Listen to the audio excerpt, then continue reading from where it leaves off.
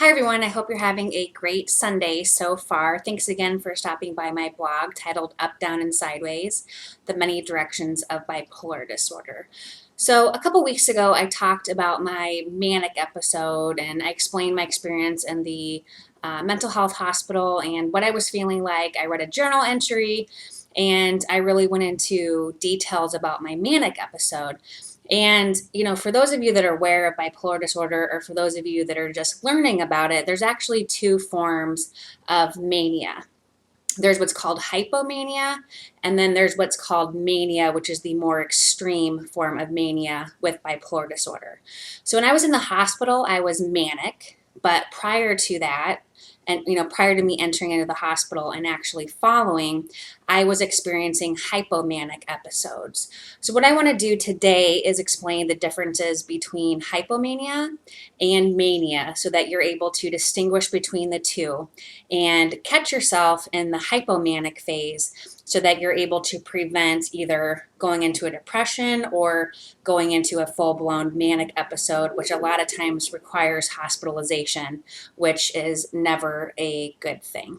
So I'll start with a little bit about my hypomanic episodes and then transition into the differences, the signs and symptoms, and just a little bit further information on the differences between the two.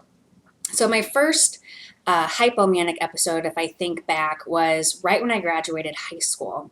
My mom, for a graduation present, took me on a cruise. I was 18. It was a new experience for me. I was on a cruise. I was able to drink alcohol, which was, never a good thing.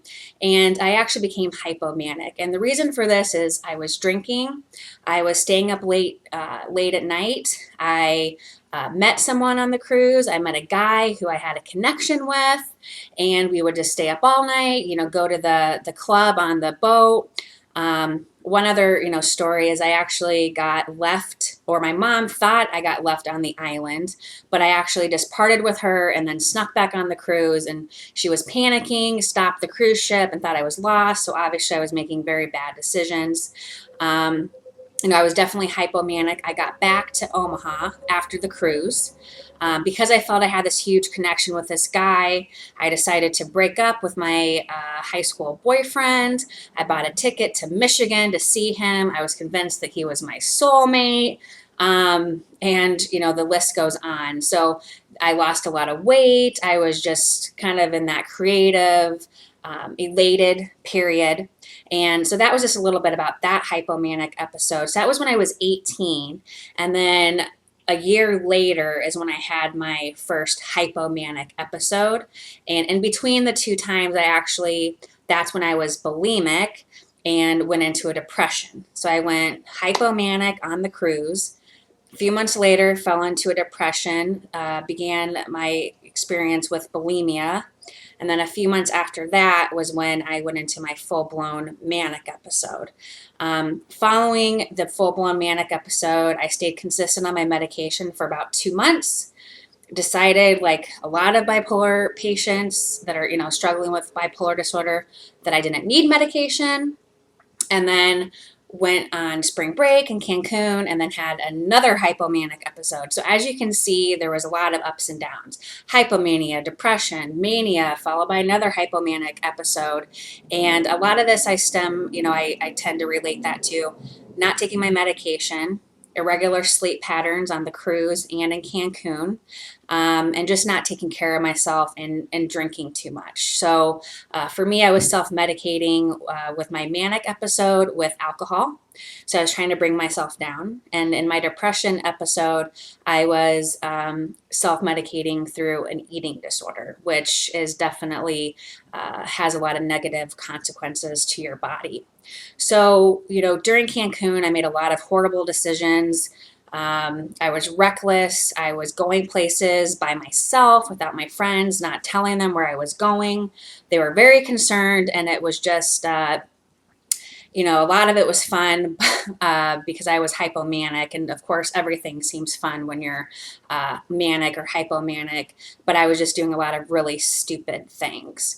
So I hope that kind of shows the differences. The main difference between hypomania and mania, you exhibit a lot of the same signs and symptoms, which I'll go over here in a second.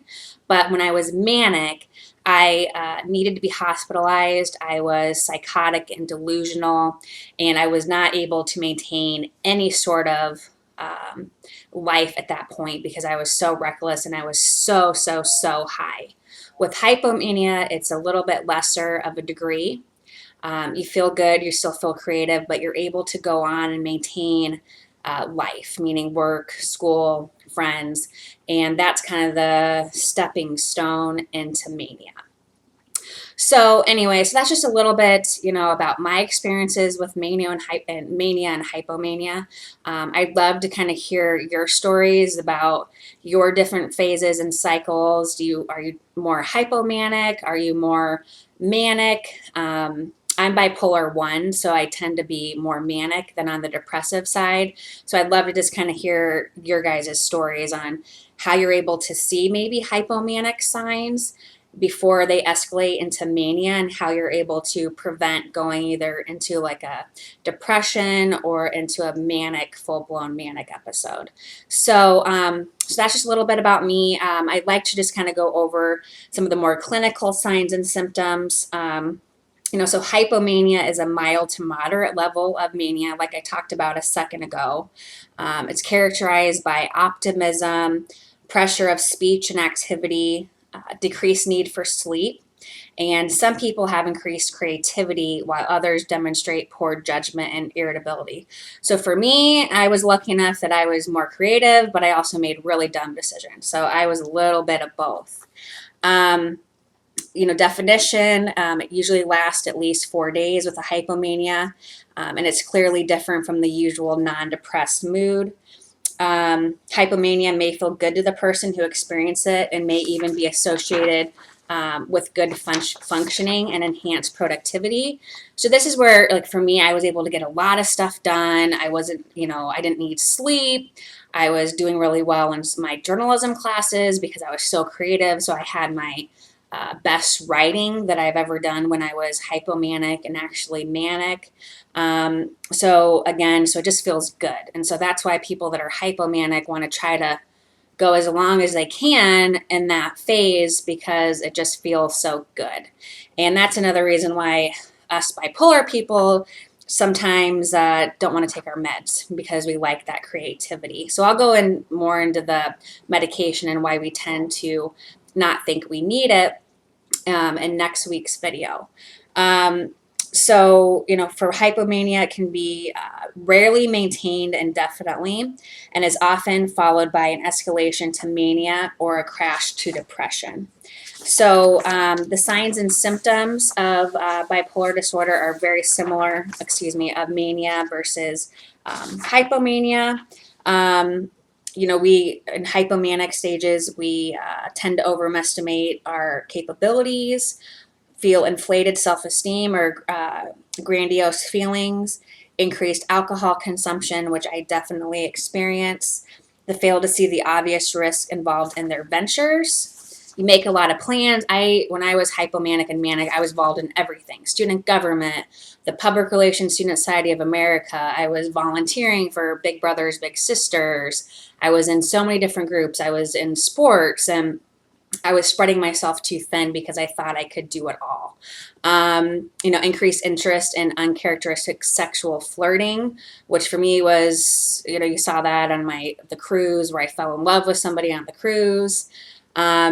Decreased need for sleep, more sensitive than usual, take on too many responsibilities, and increase in goal-directed activity. So those are the signs and symptoms, and the main difference, again, between hypomania and mania is that the mania tends to escalate into delusions, psychotic behavior, and the majority of the time requires hospitalization to help get medicated and bring the person suffering back down to a stable point in their life. So, just some things that you can do. in hypomanic stage to prevent going into a depression or mania is, get sleep, keep your thought process focused, engage yourself in relaxing and calming activities, avoid disco, dance, and going to the bar because that's going to feed into that bad behavior. Consult your support your support groups, or your friends, family, counselor, psychiatrist, to let them know that you're in this phase. Do not consume excess sugar, caffeine, and alcohol because that's going to affect your sleep patterns. And, when you're in an episode, the first thing is to be true to yourself. Don't leave your medication, continue until your doctor says otherwise. Give yourself time and chance to get back to a normal life. Exercise. Feel free to ask for help from your relatives, loved ones, and support group. So again, I think the lesson here is, talking about the support system is feeling comfortable to ask for help. A lot of times when you're going through, whether it's a manic episode, depression, whatever sort of, mental illness you're struggling with, is that for a lot of people, there's shame to that. And I've been through that where I, tried to, pretend that I didn't have mental illness, and I didn't want to take ownership of it because it was easier for me to just, put it away and just forget about it.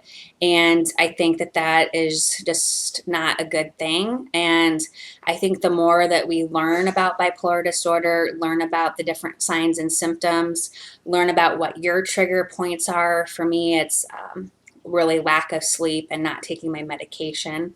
So, I have ways that I can make sure that doesn't happen.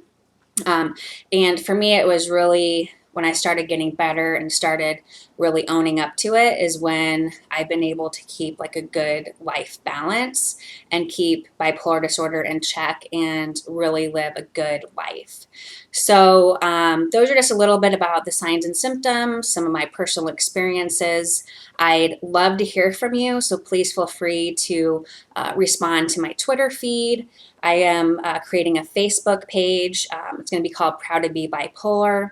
Of course, my blog at www.proudtobebipolar.com and my YouTube channel. So you can find links to my blog on all of those social media sites. And I encourage you to spread the word, to start feeling comfortable with talking about bipolar disorder and mental illness. You can use me as a resource. Any questions, comments, or video topics, I will definitely incorporate those into my next video. I had a YouTube comment this week asking me to talk about medication, if I take medication, if I like being on medication. So what I'm going to do is I'm going to focus on that topic next week to make sure that the YouTube follower gets that information that they need. So I really want to do videos that you want to hear. I can come up with videos and I can think that I'm addressing the right topics, but the reason I'm doing this is really for the public and for the people that are following me. I want to make sure that I'm addressing your concerns and I'm addressing your questions. So any comments, again, I would love to hear from you. I hope this topic was helpful this week, and I hope everyone has a good, healthy week, and I will talk to you next weekend when I do a video on the importance of medication. Okay, thank you so much. I'll talk to you again soon. Take care.